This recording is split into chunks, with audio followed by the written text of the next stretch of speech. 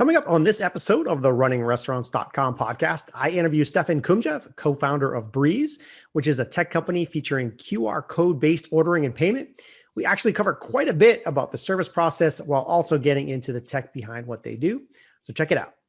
All right, welcome to the runningrestaurants.com podcast, where we bring you the tips, tools, and techniques you need to make your restaurant more profitable and successful. I'm your host, Jamie Oikel, and today we've got a great episode featuring Stefan Kouumdjiev of Breeze, which is a tech company featuring QR code-based ordering and payment. So let's start with a little bit about you guys, the company, what your team's doing. What do you got? Yeah, so our product lets guests at restaurants scan a QR code that would be on their table when they've been seated to dine in. And from there, they can browse the menu. They can also submit orders straight to the kitchen from their phone, and they can also pay at the end of their meal when they're ready to get up and leave. And the nice thing about Breeze that's a little different is it's intended to be used alongside waiters for people to still be submitting things through their servers pretty actively. And it's supposed to be a tool that lets them also submit certain things from their phones if it's more convenient to do so, and then of course pay at the end. So that's the concept. Yeah, I want to ask you a few things about that and dig into it. And I know you guys are relatively new. We'll probably go out to the website for a little bit and poke around there with what you're doing. But as a new company, was the derivation COVID inspired, or was it already something in the background? Tell me a little bit about that, because you guys are in New York. New York locked down pretty hard restaurant wise. It did, yeah. And obviously COVID has been a huge part of our strategy, but it wasn't actually the reason we decided to create this product. We began working on it a little bit before the pandemic hit. And the reason we were inspired to do this is because we thought there was a lot of potential in technology that allowed guests to order from their own seats. But we thought that there were a lot of flaws associated with products that attempted to do this. And we thought that it was a type of product that needed to be done very, very carefully, because there are many personal aspects of dining that you don't want to get rid of. And so we had a vision in mind for how we could build a product that allowed guests to order and pay from their own devices without really compromising service in the way that we think was common with these types of products. And kind of coincidentally, the pandemic happened while we were developing it, while we were getting ready to launch it. And what the pandemic did for us is it made us rethink how the product works, change a few things. But generally speaking, this is an idea we had before COVID, and it just happened to coincide with our launch. Yeah, listen, I mean, absolutely. And the word contactless would probably be something that you guys bumped into a lot, right? And that was a need in the restaurants. And if I asked you 5 years ago about this idea, you'd say, "Oh, that's great," but like not everyone has a phone. But of course, everyone has a phone now, so no issues there. It simplifies the process, and yeah, the feedback right away would be, "Oh, well, does it take that personal touch out of it, the wait staff stuff?" So we're going to go on a few things, but let's go back to the wait staff first. Give me a typical use case, restaurant type that might be or is using your product. Obviously I get it. They sit down, they scan it. When does the server come into the process? Before, after, during? What does it look like? Yeah, that's a great question. So when a guest enters the restaurant, usually there's a greeter or a host that walks them over to whatever table they sit down at. And during this moment when they're being walked over, when you'd normally receive physical menus, the guests are being informed about how the system works. In just one or two brief sentences, they're told, listen, you have this QR code that lets you order from your phones. You can also pay at the end using that QR code, but you're still going to have a server. You're about to meet them in a moment, and you can continue taking orders from them. This is just a convenience tool. You don't have to use it if you don't want. That's basically how it's introduced. And this introduction and this framing of the product is a big part of making it compatible with service and with servers, which is exactly what we want and what we care about. And the reason this introduction is a key part of it is because it allows the user to understand that they're still going to be served, and that they don't have to order everything through their phone if they don't want to. And just having that awareness helps them become a lot more comfortable with the product and with the experience. And it kind of removes ambiguity that can exist in places that are using this type of technology if it's not explained to the user how it operates. A couple of things that I see in my head, and I know I would absolutely like parts of it because as a user, sometimes I know the place, I want to come in, I want to order quickly. That's a use case. I want to pay quickly at the end. I've been eating and I just want another beer. I don't want to have to flag somebody down. I probably just scan the QR code, put in the app, and now the bar is sending that out to me. So that's stuff I really like that aspect of it. Talk about the upsell part of it. I know on your site you reference a stat that it increases sales, and I think in my head part of that comes from as I use the phone and I look at the thing, I go, oh yeah, I want to add that, or maybe it's making suggestions. Is that some of what's going on? Absolutely. Yeah. So to address the use case point first, you know, you highlighted some of the most common ones where this would be used. Like if you just want a refill, it makes sense to be able to click a button on your phone and get a refill. Or if you can't find your server because it's really busy and they're swamped and they're somewhere on the other end of the restaurant, you know, that's a use case where it's very intuitive to be able to click a button. And I guess the thing that's different with our product is that we recognize that there are a lot of use cases where it makes sense to click a button and get an order. But even if you can order everything from your phone, there are also use cases, even today, where you would prefer to order through your server, like if you have special requests or if you have dietary restrictions. And so that's why it's specifically designed to allow the guests to mix and match as flexibly as they want, because we're aware that, yes, it's great to order through your phone for certain things, but it's also crucial to be able to order through a person for other things if you want that. And so it's designed to let people do both. And for restaurants, the things that they've enjoyed and appreciated are, number one, first and foremost, people are spending more. A lot of people are adding things onto their meals, toppings and so forth that they might not have known were available, but now can very flexibly add at the push of a button, and they see very clearly that they're available. Another example is that people tend to get more refills. And the reason is obviously the user experience makes it very smooth and easy to do so. You just click a button and get another refill. But also these are some orders that restaurants might have missed out on in a conventional setting without tools like this, because if your server happens to be really far away, you might not get a drink. And if by the time your server comes to take your order and you would have gotten a refill, if by that moment you've gotten your meal served already, then you might decide, you know what, I don't need that extra refill. So there are a lot of missed orders that could be happening that aren't, just because it's a little inconvenient to get that additional order. And Breeze lets the restaurants capture those pretty consistently. Yeah, there's so much profit in another glass of wine. There's so much profit in another beer, like huge, like $6 for a beer that costs you less than $1 as a restaurant and so forth. Better, even better, probably on the wine side, or as good. And yeah, a lot of times it's if their timing is off. And yeah, I just finished the meal and like I got a few sips left. I'm like, shit, I'll just milk this one slow and not bother getting another one. Whereas if I just like was eating and boom, I want to get another beverage. That absolutely is a way to boost profits. So I see that 100%. Now, yeah, let's go where you guys are in New York. So many restaurants, like a zillion restaurants. We lived there years back, and obviously big restaurant town. COVID aside, are you guys more, obviously this is a sit down, well, I guess it could be quick service as well, but I'm thinking of a sit down environment, right? Where I get there, I scan the code.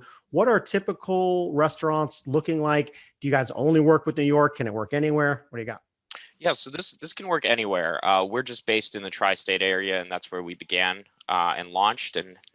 But in general, there's nothing that prevents restaurants in other regions from using it. It certainly can work in other regions. And the type of restaurant that we've been working with most actively is sort of mid-tier, fast casual, casual. We have some new American restaurants as well. So that's kind of been the theme so far. But to be honest, it's not extremely consistent. There is a pretty wide variety, especially with the pandemic, causing lots of changes in how restaurants operate. There are many places that wouldn't have ever used something like this before the pandemic that have realized that it actually makes sense for them. So it's not too kind of targeted or designed for one type of restaurant. But the ones that we've had most success with so far and been most widely used in are sort of full service, generally casual, fast casual, mid-tier restaurants. Got it. Got it. Question for you that came up a little while ago. You mentioned POS, order goes to the POS, and some people will ask, okay, is it a separate tablet thing? Do you integrate with this? Do you integrate with that? What does that side of it look like? Yeah, that's a great question. So a big part of this technology and a big part of the value of the product, specifically for restaurants, is what happens after the customer clicks submit. So first and foremost, restaurants have a choice. They can either set it up so that when a customer clicks submit, that order goes straight to the kitchen and gets printed out at a printer if that's what normally happens, or displayed on a KDS screen if that's what they have. Alternatively, it can go first to the server, and then from the server, it goes to the POS and then gets printed out. And what we found is that the second approach, the second method, is what most full service restaurants prefer and actually makes a lot more sense for them. And the reason for this is that if customers were submitting things directly to the POS themselves, then there's risk that it won't be prepared in the right way. Like if there are 4 people sitting down and one person submits their dessert at the same time as another person submits their entree, the kitchen would probably just prepare those at the same time unless they have someone there monitoring how all the orders come in and then instructing the cooks how to prepare them. But by sending the orders from the customer first to the server and letting them vet the orders to make sure they all look normal, that all of the special requests are doable, and then only then sending them to the POS, the restaurant is able to manage how the customer submissions are coming in and how they're being prepared and how they're being timed. So that's how it works after the customer clicks the submit button. And in terms of integration, yes, it integrates with restaurant POS systems. We don't integrate with every single POS brand. There are quite a bit, and there are new ones popping up pretty frequently. But some of the major ones, like Micros, PosiTouch, we do integrate with, and we're actively building additional integrations so that we can work with more types of restaurants. Right. Yeah. There are so many different POS companies, and the software is changing all the time. You mentioned all right. So the server gets it. I assume they're eyeballing the changes rather than looking at the changes and actually typing them in again. If they agree that everything looks good, boom, then they just hit a button. So that speeds the process. Is that a fair statement? Yeah, exactly. Okay. That's exactly how it works. And again, the whole intention of this product is to let guests flexibly order themselves from their own phones and their servers through their servers. And one of the things that we have, so we've created a server app that allows the servers to see how things are being submitted from their customers. And this is the app they use to just make sure everything looks good and then forward it onto the kitchen. And the other thing that they can do through this app is they can actually add new orders on behalf of these tables, on behalf of these customers. So this helps them with speed and efficiency a lot of the time, because if you are at a table and they say, hey, I just want a drink refill, the server's able to use a device and on the spot actually make that change rather than have to go to the POS or go to the kitchen the way they normally would have. So that's the other feature that the servers get, in addition to being able to vet everything and control how it goes to the kitchen. Just logistical question, like the servers literally have a different device, or it's going to a mobile phone that they carry and then it's pinging them when something happens, or they're like just they go to a screen every once in a while and check in for what's up. So the servers have their own device, and it actually can be their phone if the restaurants prefer to use that option. Or alternatively, it can be a small handheld device. Okay. Cool. Yeah, and so when they get a submission from anyone at their table, that device buzzes, it vibrates and makes a sound so they can see like, oh, table 24 just submitted another cocktail. Cool. And then they forward it on. Also, if anyone from their table has any special requests or just needs help, they can send a notification which creates a sound and makes a buzzing happen on that device. And the server sees like, oh, table 24 wants my help. Let me go over there. Cool. I'm gonna jump out real quick to your site. We'll poke around for a little bit. Does this come up fine for you? Yep. Yeah. Yeah. So this one we kind of already talked about, right? You point to a 15% increase in per check. Anything you want to add along those lines, or where you guys are seeing the most success? So this is especially pronounced for restaurants that have a bar. If there's a bar and if drinks are being sold, this effect is magnified. And the other space and the other scenario where this happens a lot is with add-ons. So if you have like pizza and you can add toppings onto that pizza for like $1 each, that is the moment where these increase in check sizes happen, as well as drinks.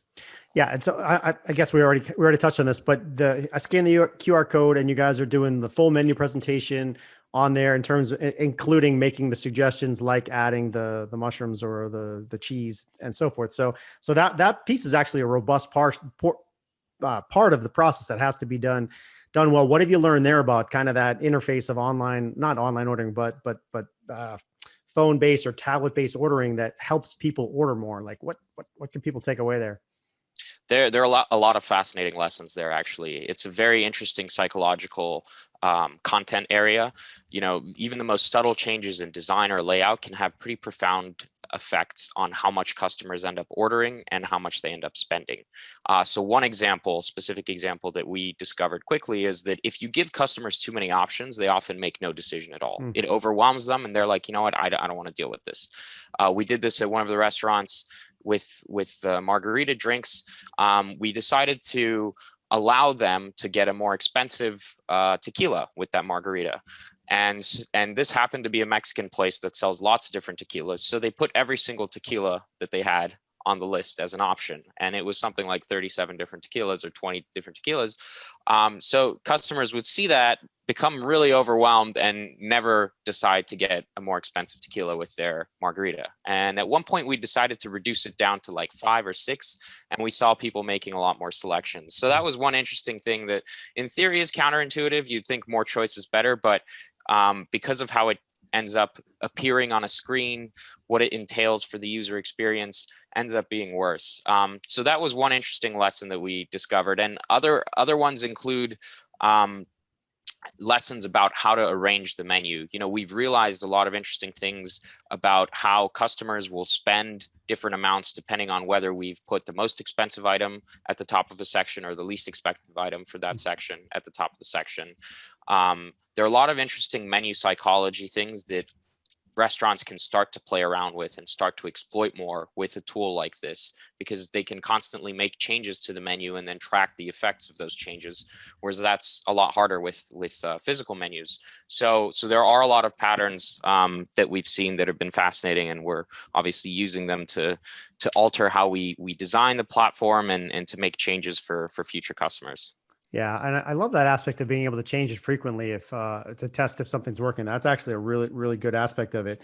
The choices, that is a good learning. And we happen to be, I don't know when this will be released, but we happen to be talking on Cinco de Mayo. So the margarita case is a good example, and hopefully they're selling a lot today in their restaurant for that. But anyway, so let me scroll down here. The one that I wanted to ask you about, and this I see as a big learning for a lot of folks, especially as what relates to online ordering, or in this case, in the actual restaurant itself. But you're not going to get as many mistakes if someone is literally putting the thing in themselves and choosing no cheese, no this, no that.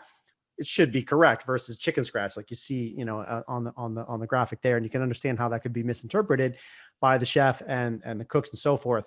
What have you seen here? Yeah, I mean, we've just seen fewer cases where there are disputes or where there are issues associated with customer meals. It's unfortunately a pretty wasteful and unpleasant experience for a restaurant when someone sends an order back, turns out to have been the mistaken order.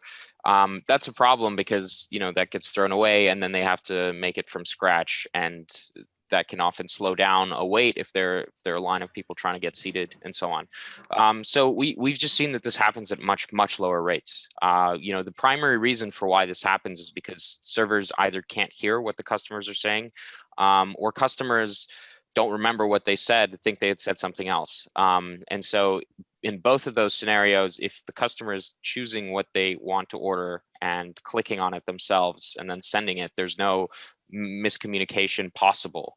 And so this has gone down. And it's interesting because, to be honest, financially speaking, the effect of this problem is a lot smaller than the other effects that this technology, this tool, has helped restaurants with. Like, the amount of additional revenues restaurants are getting is a huge number, whereas the amount of loss that they're reducing as a result of this is a pretty small number. But because it's operationally frustrating, unpleasant, and makes people feel like just things aren't going as properly as they should, it's something that a lot of restaurateurs we found are annoyed with, and that they've been happy to see happen at lower rates with Breeze.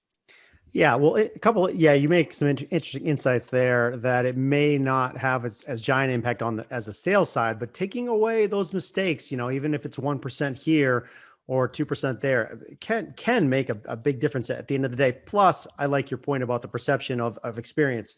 When you get the right thing the first time, it is a much more pleasant experience than getting the wrong food, waiting, everyone else finishes, you finally get your food, screw it, blah, blah, blah, bite, take it to go, and it's very inconvenient, and you're pissed off. So no good there.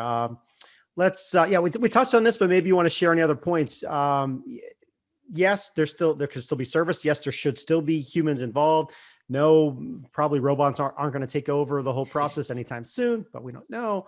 What else are you seeing from the service side? Yeah, I mean, this is something we emphasize a lot because, to be honest, this problem is what motivated us to start the company. We looked at this type of product and we said, it's possible to build a product like this without interfering with service, because there are a lot of very menial, a lot of non kind of substantive things that servers do that don't affect the quality of service that guests get. The classic example is swiping your card. When your server is somewhere in the corner of your restaurant, you don't even see them and they're swiping your card, you're not getting service. That's not affecting the quality of the experience at that restaurant. So if we're taking things like that away from the server's job and letting the customer do them when it's more convenient, that doesn't have to reduce the quality of service at a restaurant. And it can if the product is not designed carefully and thoughtfully. But if it is designed carefully and thoughtfully in a way that encourages the servers to be present and to still be doing things like upselling, providing recommendations, describing the menu, and in fact empowers them to spend more time on these substantive things, because we're reducing the amount of focus they have to direct towards menial things like swiping cards. We actually think service can be better. And it's a statement that we repeat a lot because it's genuinely what we've seen at our clients. But a lot of restaurateurs don't frequently believe us, because it seems difficult to believe that introducing this type of technology can actually improve service. But the reason it has at most of our clients is because, number one, the servers have realized that they can spend that additional amount of time that they have engaging with their customers more. And when they do that, they actually are providing better service, because those types of interactions affect quality of service more so than the menial ones. And the other thing is that it makes the experience better for a customer too if they can get what they want a lot more quickly, regardless of whether that's done through a person or through a technology product. At the end of the day, as long as their concerns are being addressed as quickly and as effectively as possible, that's what makes service as good as it can be. And sometimes addressing those concerns is best done by a person. Other times it's better done by a virtual platform. And so what our product does very carefully is it's very conscious about when one is the case versus the other. When is it better for a person to be helping you versus a product? And we think that we've struck that balance really well. And the result is that servers are still very much engaged. They're still very much active. And on top of all of that, they're actually spending a lot less time doing boring, unpleasant things that machines tend to be better at doing. So that's the concept here. Question for you that ties directly into this. The number one thing that we're seeing right now, and probably you as well, in the show that we did recently, in the conversations that I'm having on the web, restaurants are having a hard time finding people, finding staff. It is a huge concern right now for various reasons, and we won't go into that. But let's just throw out the hypothetical. Does, or have you measured a product like this? Maybe a person could do 3 tables before, but maybe they can do 5 now. Or can you do more with a system like this in place? Any thoughts there? Yeah, the answer is yes, you absolutely can. We've seen servers assigned to about 40%, 50% more tables with Breeze than they were before. It's possible for them to serve a larger number of guests with this type of tool.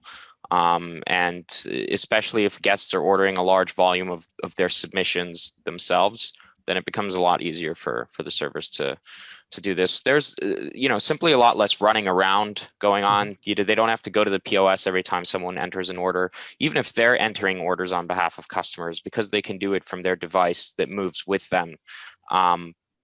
They don't have to run around as much. So it's definitely possible. And it's not what we built this product for, but we are seeing a lot of restaurants express interest specifically because they're scared that they don't have enough staff for the upcoming surge in demand that we're expecting over the next few months.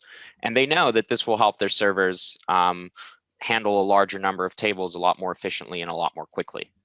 Yeah, because honestly, right? I mean, if we sit down with our table of four and I hem and haw, oh, I want this, or what about the special, and what about that? Like that could take a long time to run through four people switching their mind, and then you come back to mom or kid, and then they change their Sprite to root beer, which happens. Or, all that stuff takes a lot of time, and absolutely, the app can diminish that.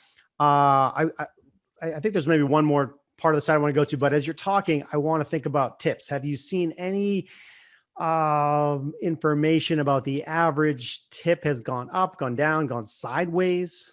What do you think? Yeah, it's a great question. So it's basically unchanged. It's gone up a small amount, but not enough to be attributable to Breeze specifically. So we, from what we've seen so far, it has remained unchanged. And the implication for waiters is that they make more money because on average, they have a larger number of guests and tables per shift. So, the same percentage tips apply to a larger volume of guests, obviously results in more earnings for them. Yeah. And the reason that, we were very interested to see what this would look like. A lot of people told us and warned us. They said tips will fall, be prepared for that because of your product. And it hasn't happened. And the reason we think it hasn't is because there's so much emphasis in this entire product and how it's rolled out and how it's designed on human interaction. We're very careful to preserve and maintain that interaction where it makes sense. The servers are instructed that this is the concept. The servers are told like, hey, this isn't here to take your job away. This is here to help you, and you need to continue engaging, and this is how it's going to help you do that. So we think that because of that emphasis, tips have continued to be stable. Yeah, I think. I think it's down in this next thing, but one of the things that I've seen happen with technology, whether it's an online order or elsewhere, is, and I'm sure your tech does, hey, would you like to tip 15, 18, 20%? And so now my math is easy. I'm not doing it in my head. I just hit the 20% button, boom, it's in there. I don't even think about it. And so that I've seen boost tips just by itself, just by being a button, just by being there. And of course, I think this last year has made customers a little bit more sensitive to giving tips to service staff because of the the pandemic and everything that's gone along with that. And we've all been sensitive to, okay, I understand that we all need to pitch in maybe a little bit more. So last thing we'll touch on, and then we'll kind of start to wrap up. But yeah, this is probably the checkout process. Yeah, there you go, right there. It's the part about 15, 20% exactly is right on there. So they can split their checks. You can pay right from there. What would you add about this? I would just highlight that this saves a lot of time for servers and for restaurants as well. It gives guests something that they like and frequently request that restaurants don't love doing because it's very onerous.